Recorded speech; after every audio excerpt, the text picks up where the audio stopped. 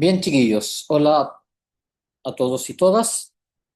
Vamos a continuar con las clases en este curso, en este tercer semestre de verano, analizando las propiedades del sistema periódico, conocido comúnmente como tabla periódica. ¿Ya? Eh, en la tabla periódica, los elementos han sido ordenados eh, siguiendo el número atómico de los elementos. La tabla periódica, tal como aparece en esta figura hoy en día, o como se define hoy en día, eh, se deriva fundamentalmente de los estudios realizados por Dmitri Mendeleev a fines del siglo XIX. Mendeleev, en base a los pesos moleculares, ordenó los elementos. Esta tabla se diferencia de la de Mendeleev, primero que nada, en que hoy en día se han descrito muchísimos más elementos que en la época de Mendeleev. Y lo segundo es que esta tabla se generó ordenando los elementos no por su masa atómica, sino que por su número atómico, fundamentalmente. Dicho esto, entonces, los elementos se ordenan siguiendo el orden de sus números atómicos, el Z, básicamente. La tabla periódica está organizada en periodos y grupos. Los periodos van a ser las líneas horizontales que corresponden a los niveles de energía o que se ubican mediante los niveles de energía de los electrones. Y los grupos, como lo vamos a ver a continuación, eh, corresponden a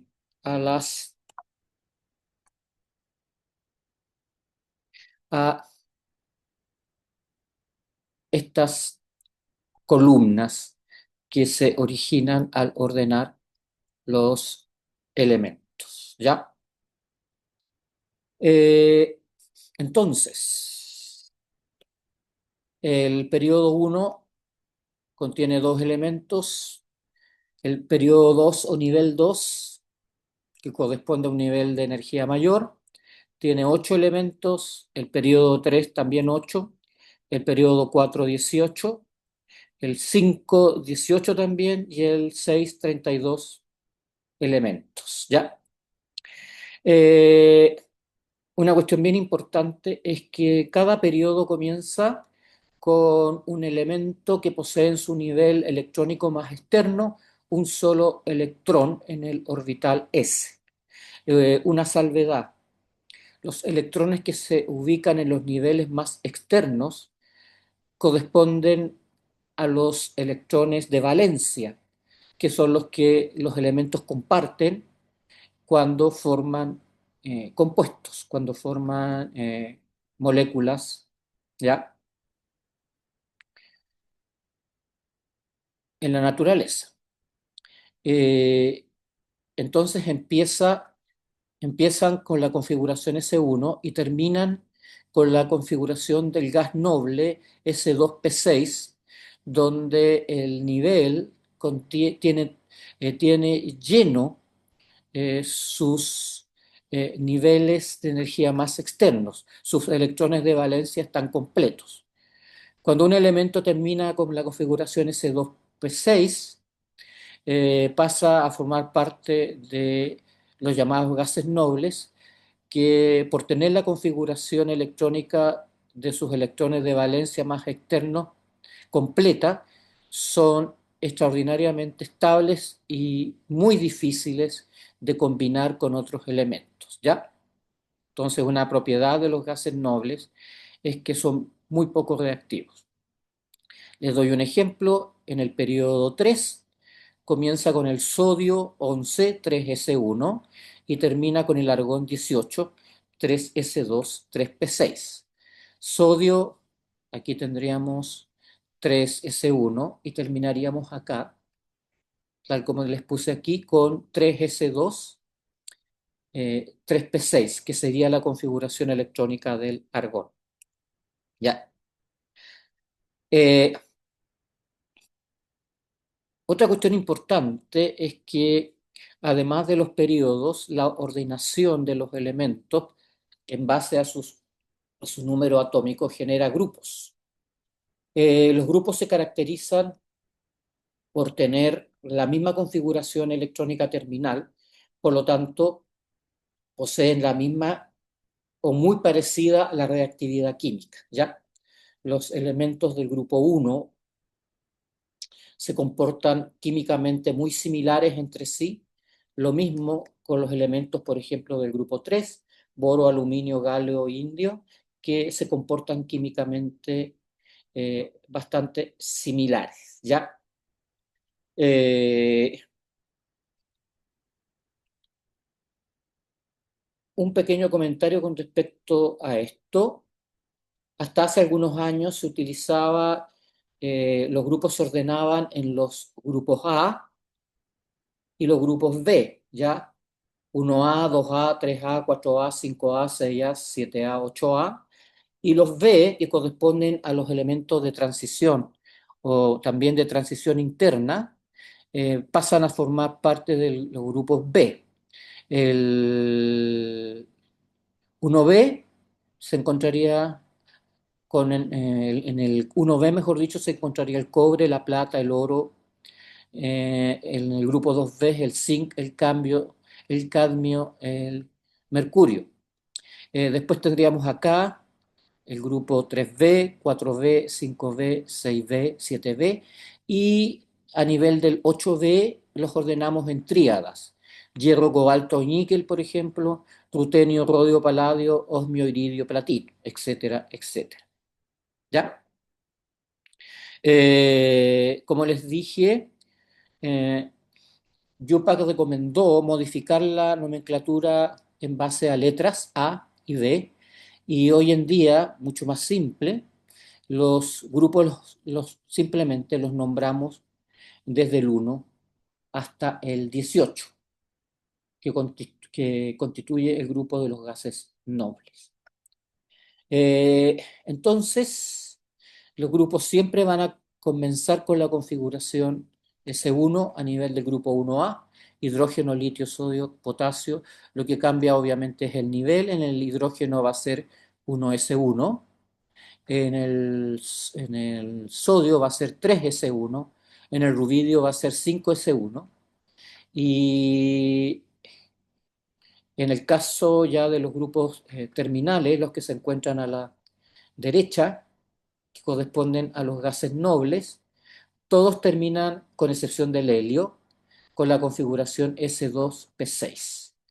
En la configuración S2P6, yo ya les dije, lo que tenemos es que los electrones de valencia se, se encuentran, o mejor, en niveles energéticos completos. Esto hace que estos compuestos sean muy, muy estables a la combinación con otros elementos. Por eso que los gases nobles se combinan poco. Tienen sus configuraciones electrónicas de valencia completas. ¿Ya? Bien, aquí volvemos a lo mismo, periodo 1, 2 y 3. Lo que me interesa es que analicemos un poquito el periodo 4, porque el cuarto periodo empieza con el potasio 4S1, ¿ya? Eh, Entonces la configuración, esto determina que su capa más externa sea esta, la 4S1. Ahora, fíjense que cuando llegamos al criptón, que es el gas noble, la configuración sufre un cambio. Ya lo habíamos mencionado en el video anterior. Después del nivel 3S2, 3P6, ¿ya? Nos saltamos al nivel 4s2, nos seguimos directamente con el 3d10. Y una vez que completamos el 3d10, volvemos al 4p6. Esto significa que si ustedes tienen un elemento de transición que está llenando electrones a nivel de los orbitales d, los electrones de valencia van a estar, eh, se van a encontrar asociados al nivel 4s2 y 3d. ¿Por qué se llenan de esta manera? Porque cuando uno hace los diagramas de energía del 4s con respecto al 3d, el nivel 3D parece estar un poquito más arriba que el nivel de energía, que la energía del orbital 4s2, ¿ya? Esa es la razón por la cual se ordenan de esta manera. Y por eso se obtiene esa regla de las flechas que indica cómo se van llenando los electrones, ¿ya? Bien, entonces en el cuarto periodo, los dos primeros elementos serían el potasio y el calcio, eh, que llenan el orbital 4s antes que los orbitales 3d. Entonces sería 4s2 y recién empezamos a llenar los orbitales 3d. A partir del escandio, que los coloco acá, el escandio 21 sería este, que sería 4s2, 3d1. Entonces empezamos a llenar los orbitales d. Eh, Perdón, me salté la... Estábamos hablando del escandio. Y de aquí llena, una vez que es como los orbitales D son 5, 5 por 2, 10, una vez que se llenan, que se llena el orbital D con los orbitales D con 10 electrones, llegamos al zinc 30. Y el zinc 30 está acá. Ya, ese sería 4s2, 3d10. Bien,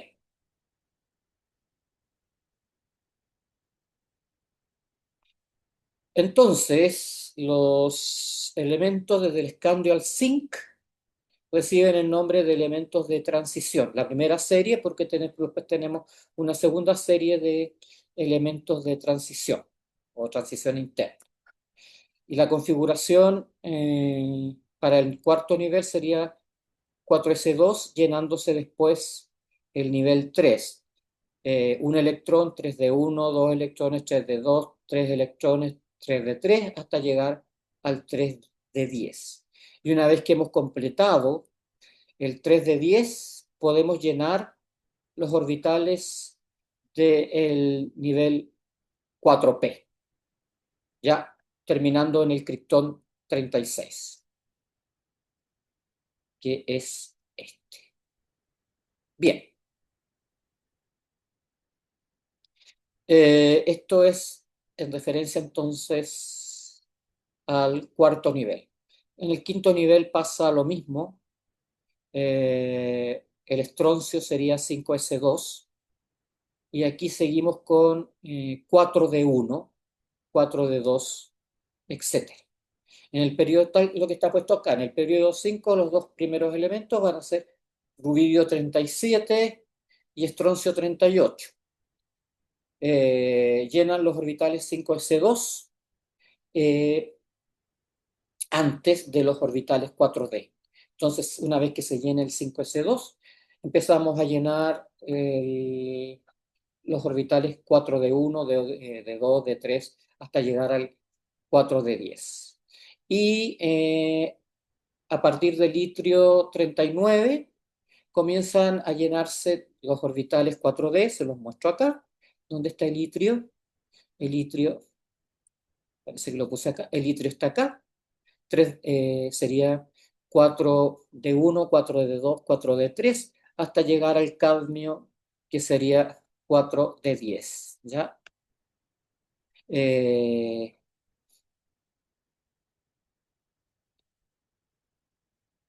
entonces el cadmio, que tiene número atómico 48, terminaría con 4 de 10. Esta sería la segunda serie de elementos de transición. Y esto es lo único que vamos a ver de la tabla periódica, no vamos a seguir con los F, ¿ya? Porque no me interesa que ustedes sean expertos en descripción de la tabla periódica. Entonces, en el nivel 5, una vez que se llenó el 4 de 10, seguimos con el 5P hasta llegar al xenón 54, que sería este, xenón 54. ¿Ya?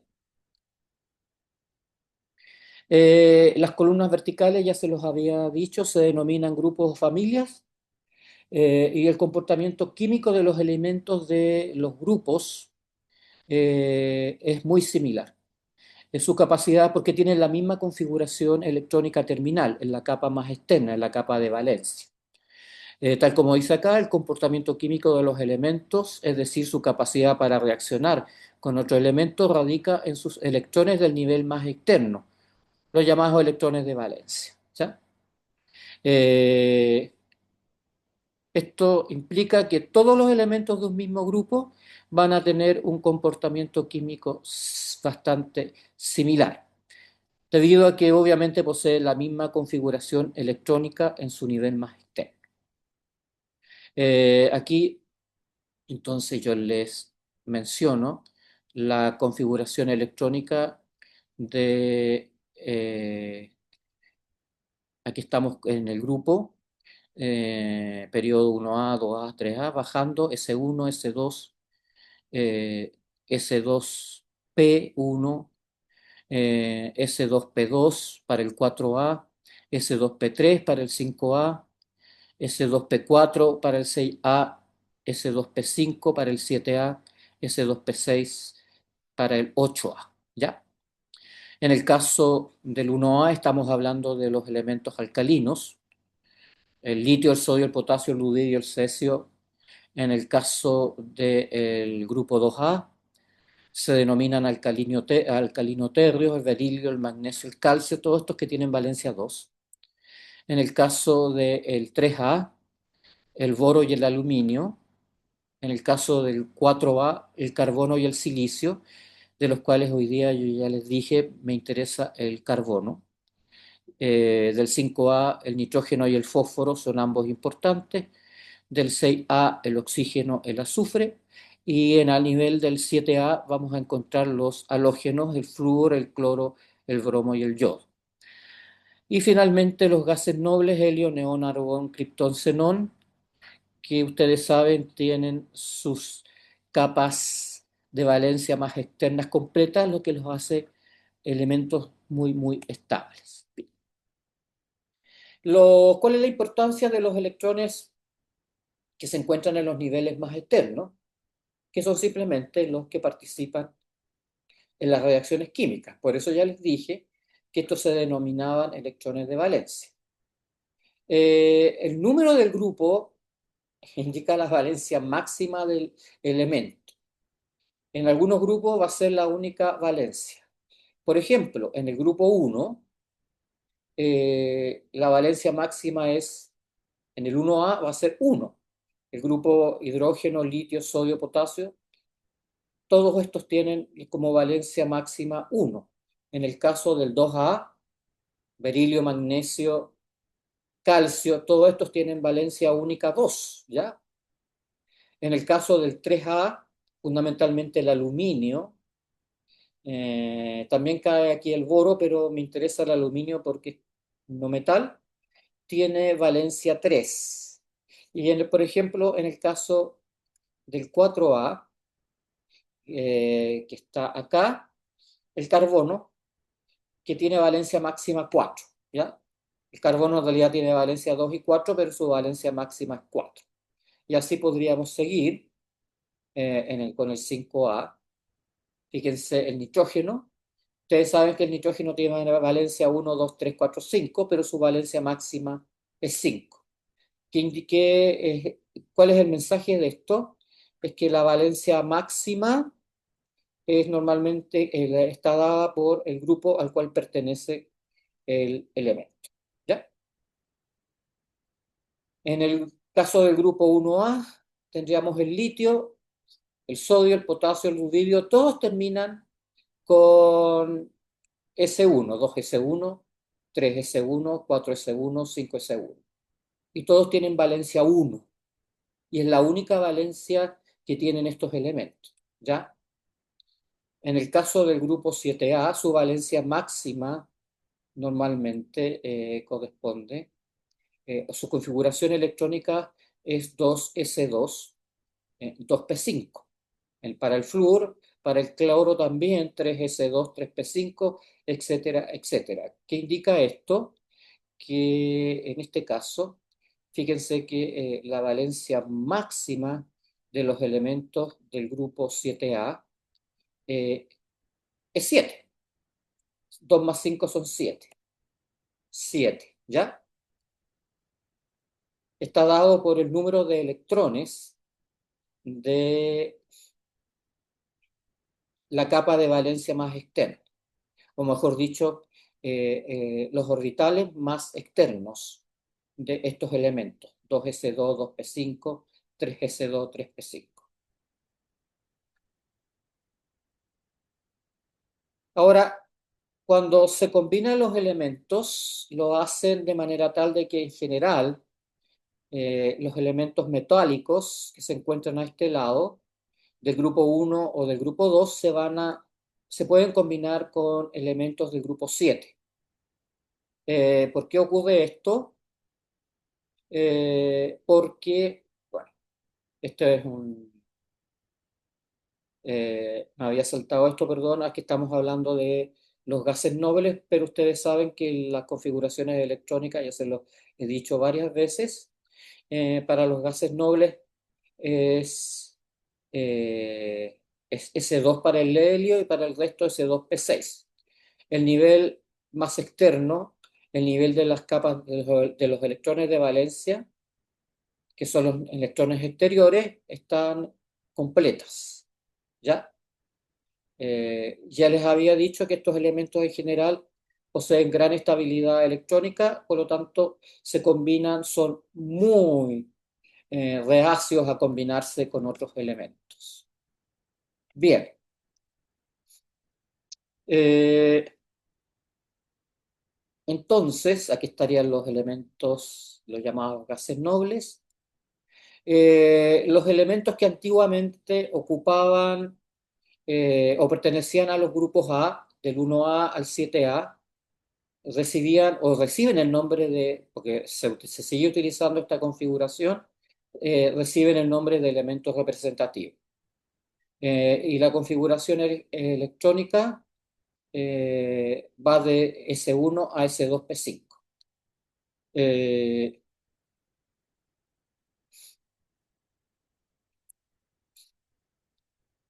en el caso de los gases nobles, ustedes ya saben, tienen la configuración electrónica completa, ¿ya? Y en el caso de los elementos de transición, tienen orbitales S más externos que los D y los F. Yo les había dicho que en cuanto a los niveles energéticos, eh, los orbitales D se superponen con los S, estando energéticamente un poquito más arriba los D de los S, ¿ya? Pero en cuanto, tal como dice acá,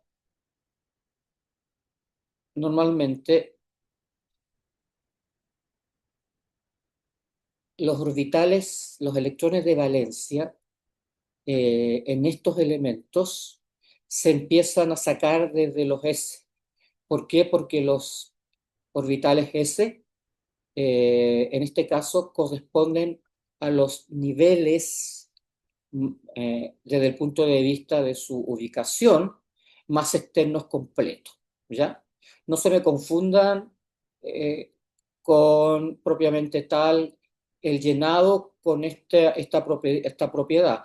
Se llenan los 4s primero y después se llenan los d. Pero cuando hablamos de electrones de valencia, los elementos de transición utilizan como electrones de valencia, además de los d, los s. Esto lo vamos a explicar con un poquito más detalle en el seminario, si tienen dudas. Bien, y aquí estarían los elementos de transición del el nivel, el elemento de transición. eh, y después cuando aparecen los orbitales F, hablamos de elementos de transición interno. Pero nosotros, en cuanto a configuración electrónica, vamos a llegar hasta el nivel 4. No les voy a pedir configuraciones externas, configuraciones electrónicas, perdón, de más electrones que los del cuarto nivel. Bien, esta parte que es un poco tediosa, o mejor dicho, de esta parte que es un poco tediosa, vamos a pasar a explicar algunas propiedades que son un poco más entretenidas y que nos van a permitir entender por qué los distintos elementos se combinan entre sí. Vamos a hablar del efecto de pantalla o apantallamiento y el set efectivo. Vamos a hablar del radio atómico, del potencial de ionización, de la electroafinidad, que finalmente nos permiten definir una propiedad muy importante que es la electronegatividad. Y teniendo esto ya en sus cabezas, nosotros podríamos en la próxima clase o en la subsiguiente clase, porque mañana les tengo que subir la de radioactividad, podríamos hablar de enlace, teoría del enlace. Hablemos del efecto de pantalla o apantallamiento. Ya yo prefiero usar el término efecto de pantalla. El efecto de pantalla se explica, bueno, ustedes saben que los electrones, mientras más cerca del núcleo, va a costar más sacarlos porque se unen con más fuerza por interacciones de Coulomb con el núcleo, que tiene carga positiva. Entonces, en general, tal como dice acá, los electrones que están más cercanos al núcleo, cuesta más sacarlos porque reciben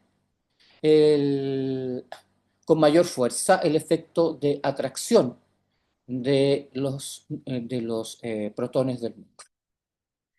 Esto hace que los electrones de los orbitales S sean más difíciles de sacar que los de los orbitales P, de los D y de los F, en forma general.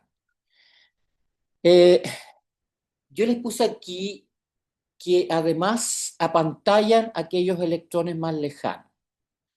Ya vamos a explicar lo que es el apantallamiento. Fíjense que aquí yo les muestro cómo se incrementa el volumen de la probabilidad a medida que pasamos del nivel 1s al 2s, al 3s y al 4s, ¿ya? El volumen de la probabilidad, el volumen atómico, se va incrementando. Cuando me refiero al volumen de la probabilidad, estoy hablando porque los orbitales son probabilidad, ¿ya? No definen exactamente dónde está el electrón. ¿Qué es el efecto de pantalla? Si ustedes hacen un análisis en base a este monito que es bastante simple, resulta que el núcleo tiene carga positiva y el electrón tiene carga negativa. Por lo tanto, hay una atracción de los protones del núcleo a los electrones. En este caso, un electrón que se encuentra prácticamente en la superficie de la probabilidad de los distintos orbitales, un electrón externo. ¿Ya? Eh, ¿Por qué se produce el efecto de pantalla? Se produce el efecto de pantalla porque los electrones que están más internos, o sea, los electrones que están entre el núcleo y este electrón interno, producen un efecto de repulsión sobre este electrón. Esta repulsión contrarresta la atracción de Coulomb por la carga positiva del núcleo. Esto es simplemente el apantallamiento. Entonces el apantallamiento, como está escrito acá, dice, viene determinado por la probabilidad de que otro electrón se encuentre entre el electrón de interés y el núcleo, bloqueándolo o protegiéndolo de la atracción nuclear total. Lo que ustedes tienen que entender básicamente es que si aquí tenemos electrones y estos electrones producen repulsión sobre el electrón más interno, la atracción nuclear va a disminuir. Y es esto lo que se denomina efecto de apantalla o apantallamiento. ¿Ya? Entonces, básicamente sería el efecto de repulsión que producen los electrones internos de los niveles internos con respecto a los electrones más externos. Los electrones externos sufren una disminución de la atracción neta que ejerce el núcleo por efecto de la repulsión de estos electrones más internos. ¿Ya? ¿Qué características tiene el apantallamiento? Y eso es importante que lo entiendan, porque esto es bueno para preguntar, para que piensen un poquito. Los electrones que están cerca del núcleo son buenos apantallando, mientras que los electrones que están en la misma capa de valencia, en el mismo nivel energético, no apantallan a los electrones de la atracción nuclear. Por lo tanto, los electrones que se encuentran en el mismo nivel, no los que se encuentran en niveles intermedios, con respecto al nivel que estamos analizando, eh, prácticamente no apantallan, ¿ya? Tienen un efecto muy mínimo. ¿Y por qué esto es importante? Esto es importante porque si bien en un grupo, a medida que descendemos en un grupo, o aumentamos los niveles de energía, o sea, los electrones, nivel uno, nivel 2, nivel 3, el efecto de pantalla aumenta. Y esto es lógico, porque con respecto al electrón más externo, todos los electrones que se encuentran entre medio del núcleo y ese electrón que estamos analizando, que es el más externo, eh, lo que ocurre es que sienten menor atracción. Por lo tanto, en un grupo el efecto de pantalla aumenta a medida que descendemos en este periodo, perdón. Entonces, los electrones que se encuentran en el mismo grupo, a medida que incrementamos los niveles energéticos, como tenemos más electrones, se produce un aumento del efecto de pantalla. En un periodo, en un periodo estamos hablando del mismo nivel. Y ya les dije que los electrones del mismo nivel son malos apantallando. Por lo tanto, cuando recorremos un determinado periodo, ¿ya? De izquierda a derecha, en realidad el efecto de pantalla no cambia demasiado. Ya no cambia demasiado, prácticamente no varía. Y nos vamos a quedar con eso. Ahora, ¿por qué es importante el efecto de pantalla? Porque vamos a hablar de una segunda propiedad que es la carga nuclear efectiva. ¿Qué es la carga nuclear efectiva? La carga nuclear efectiva es la carga real, es el efecto de atracción real que ejerce el núcleo sobre un determinado electrón que se encuentra en un determinado nivel energético, ¿ya? En un nivel de energía. Eh, ¿Qué significa esto? Esto significa que si ustedes eh, tienen electrones entre medio del núcleo y un electrón X, lo que va a ocurrir es que la carga nuclear efectiva, que es la atracción real ejercida por el núcleo sobre un electrón específico, que incluye cualquier repulsión electrón-electrón. Ustedes ya saben, pues se los dije, que en la mayoría de los átomos los electrones internos protegen parcialmente a los electrones externos de la atracción del núcleo por el efecto de pantalla. ¿Ya? Entonces, si nosotros queremos analizar la carga que realmente siente un electrón interno, tenemos que considerar el número atómico, ¿ya?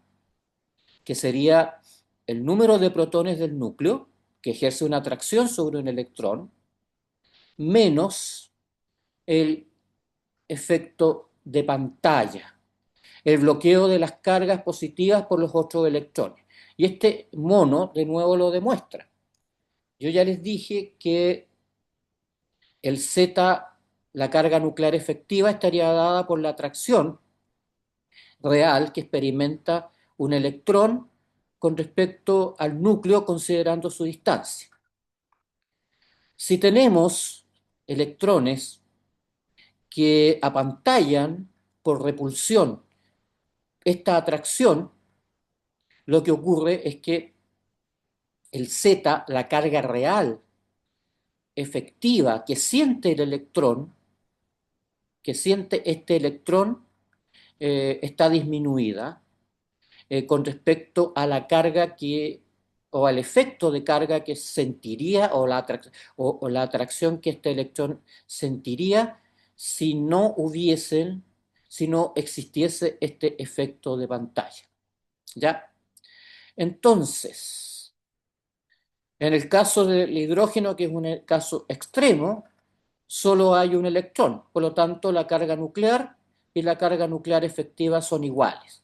Pero para los electrones, eh, a medida que incrementamos el número de electrones, porque además eh, incrementamos el número de electrones, pasamos de un grupo a otro grupo de mayor energía, como hay más electrones, la carga nuclear efectiva disminuye.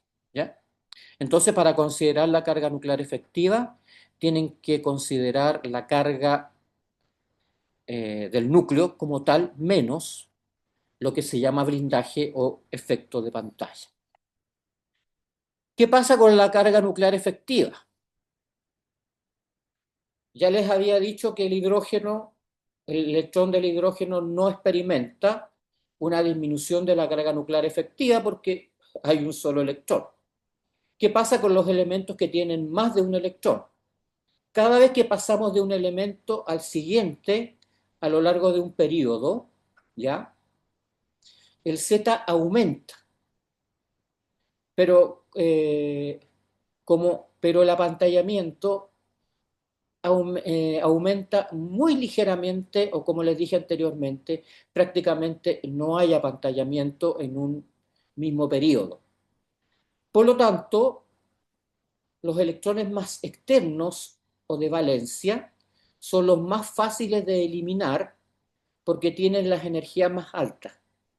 Ya están más protegidos y se encuentran más lejos del núcleo. Esto significa que el Z efectivo aumenta cuando nos movemos de izquierda a derecha a través de un periodo. ¿Por qué? Porque la atracción nuclear, a medida que vamos incrementando el número de protones en un protón, aumenta, ¿ya? La carga, la atracción aumenta y como el efecto de pantalla es muy mínimo, eh, no prácticamente no observamos, lo que observamos es un incremento neto de la carga nuclear efectiva. Ahora, en un grupo, prácticamente el cambio del Z efectivo no se observa. Y aquí yo les muestro en esta tablita lo que pasa con la carga nuclear efectiva. En un periodo se incrementa porque vamos incrementando el número de electrones, perdón, de protones en el núcleo, y el efecto de pantalla prácticamente no se manifiesta. Por lo tanto, tenemos un efecto neto de un incremento de la carga nuclear efectiva, o sea, la carga que realmente siente el electrón con respecto al núcleo. Ahora, en un periodo, perdón, en un grupo prácticamente no hay cambio a nivel de la carga nuclear efectiva. Entonces, repito, en un periodo la carga nuclear efectiva se incrementa a medida que nos movemos de izquierda a derecha, y en un periodo la carga nuclear efectiva prácticamente, o sea, se incrementa muy débilmente. Recuerden que aquí lo que predomina es prácticamente el efecto de pantalla, ¿ya? El efecto de pantalla aumenta. Les pido que piensen en esto.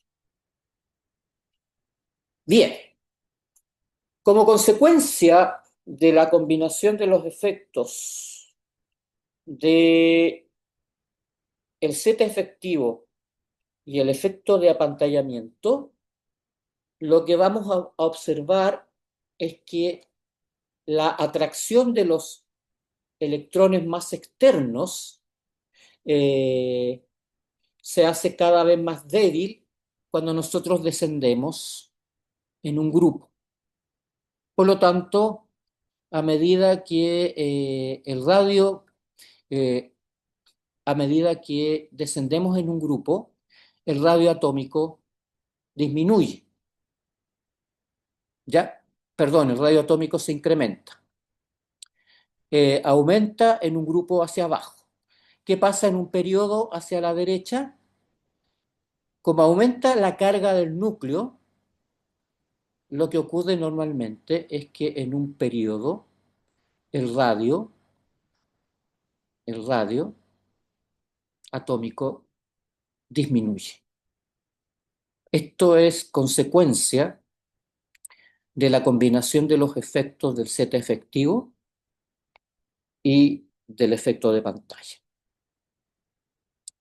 En la práctica, esto significa que a medida que descendemos en un grupo, el volumen, el radio atómico, se hace más grande, y en un mismo periodo el radio atómico se hace más chiquitito. Eh,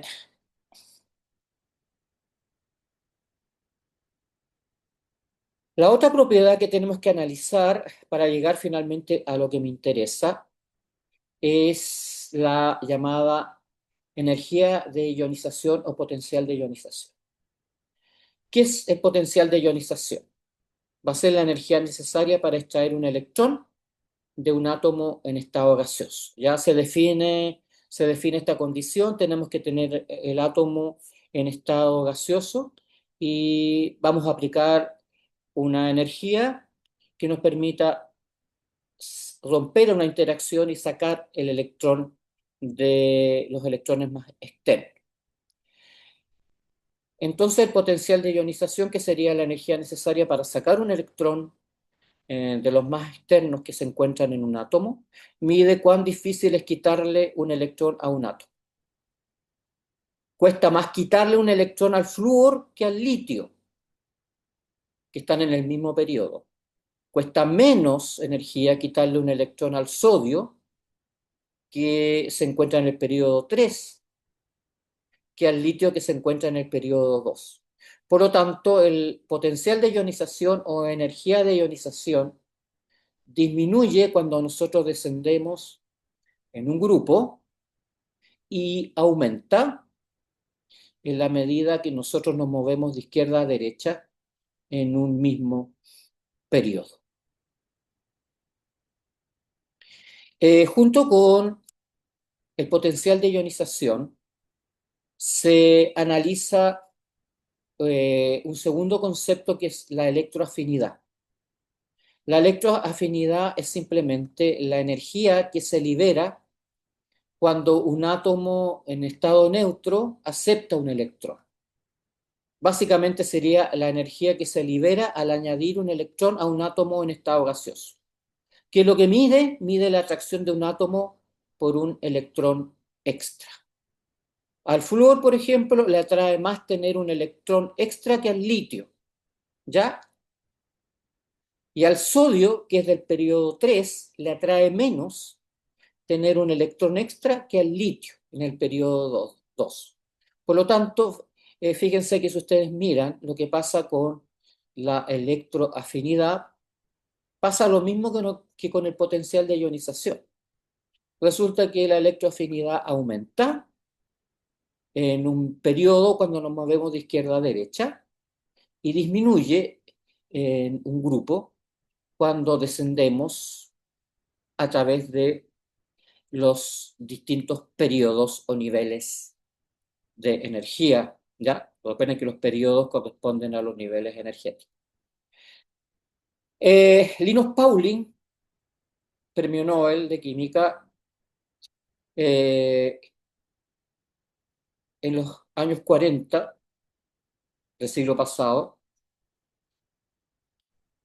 hizo un análisis exhaustivo del potencial de ionización y la electroafinidad. Y a partir de estos dos conceptos los unificó en uno que es mucho más sencillo, eh,